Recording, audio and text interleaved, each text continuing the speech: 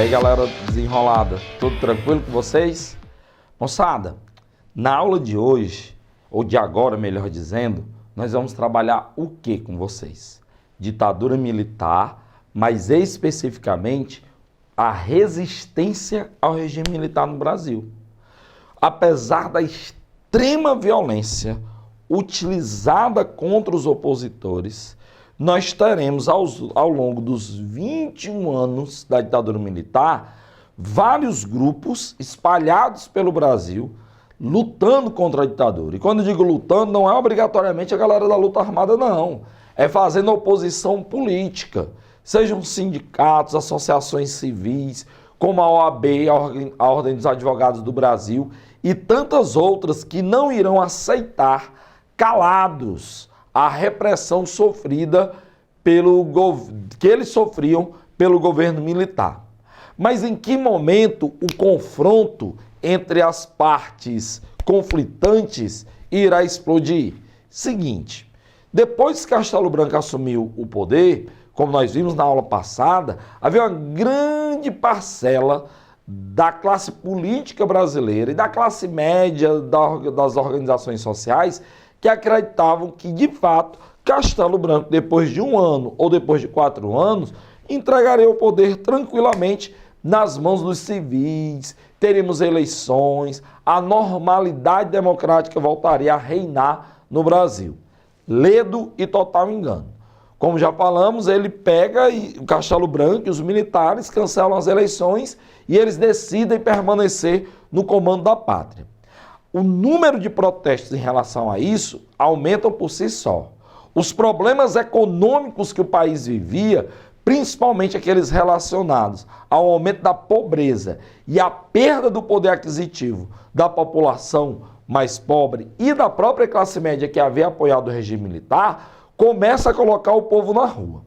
Um dos casos mais emblemáticos foi exatamente o assassinato do estudante Edson Luiz, morto no Rio de Janeiro, em decorrência de um protesto tranquilo e calmo, era em relação ao aumento da refeição para os estudantes. Olha só, você tinha estudantes secundaristas, estudantes universitários, protestando nas ruas porque eles não tinham como pagar a sua refeição depois da aula, ou porque iam para o trabalho, ou porque não tinham em casa, e aí eles vão protestar. A polícia veio, reprimiu o movimento, e Edson Luiz, com 17 anos, é executado por um policial. No meio da correria ele cai, o policial vai lá e atira no rapaz. Achando o policial que, feito esse mal, os outros estudantes temeriam. Foi exatamente o contrário.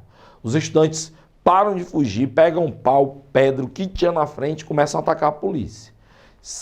E aí você tem um grande confronto. No dia seguinte, nós temos o sepultamento de Edson Luiz. E aí, no Rio de Janeiro, Brasília, Recife, Fortaleza, São Paulo, inúmeras cidades do interior do Brasil fazem manifestações contrárias ao regime militar e à violência impetrada contra esse jovem.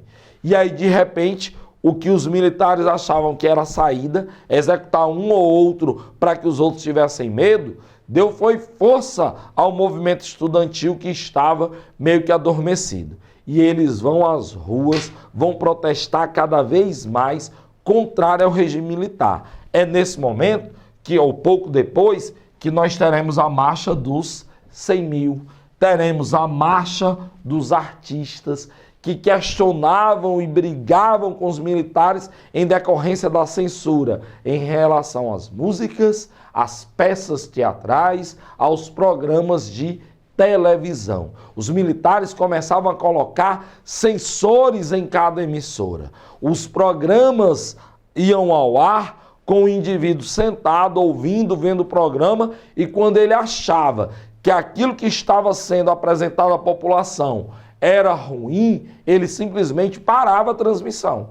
Mandava ir para o comercial ou desligava a energia e o canal saía do ar, moçada.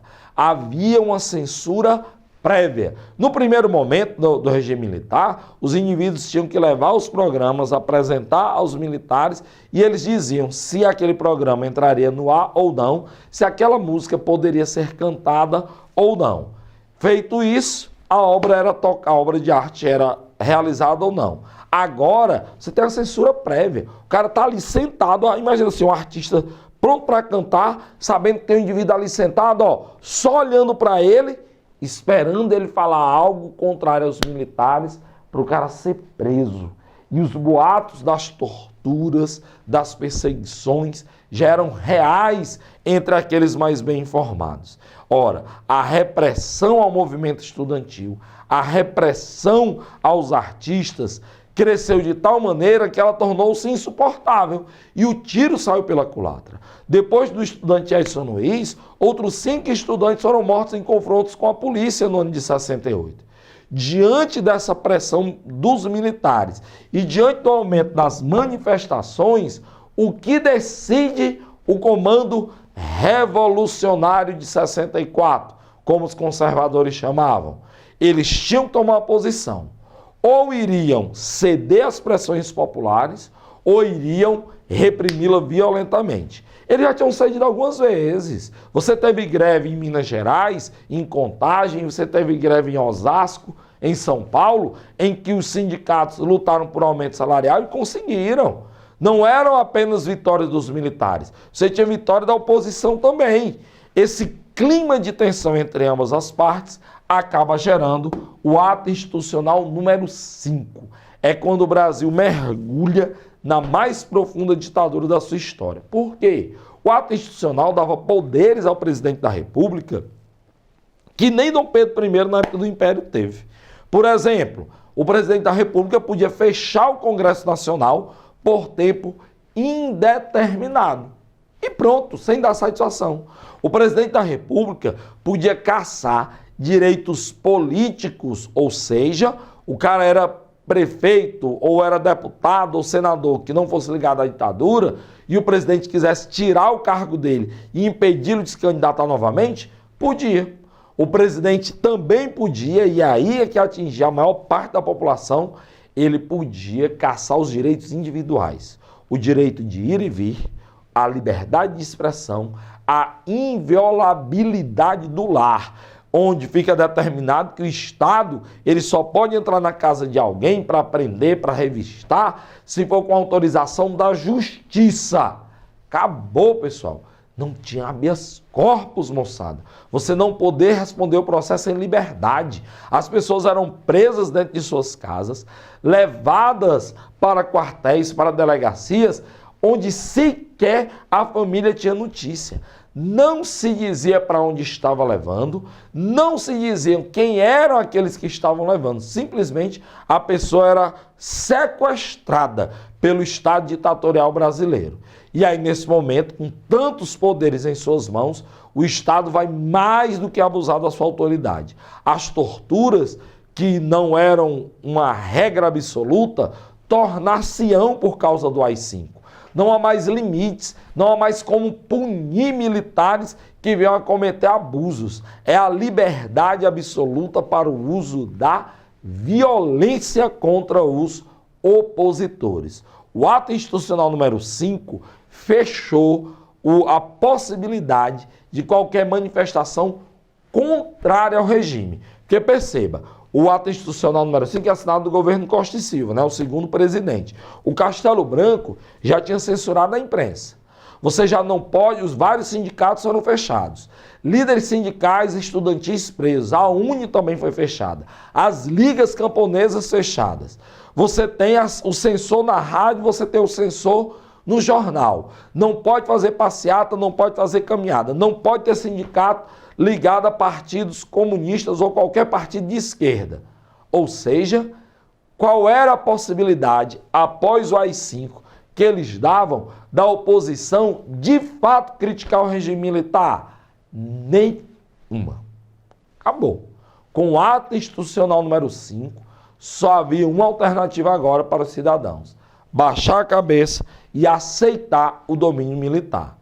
Porém, contudo, no entanto e todavia, parte do movimento estudantil e do movimento sindical, mais intelectuais, não aceitaram tal fato e resolvem pegar em armas.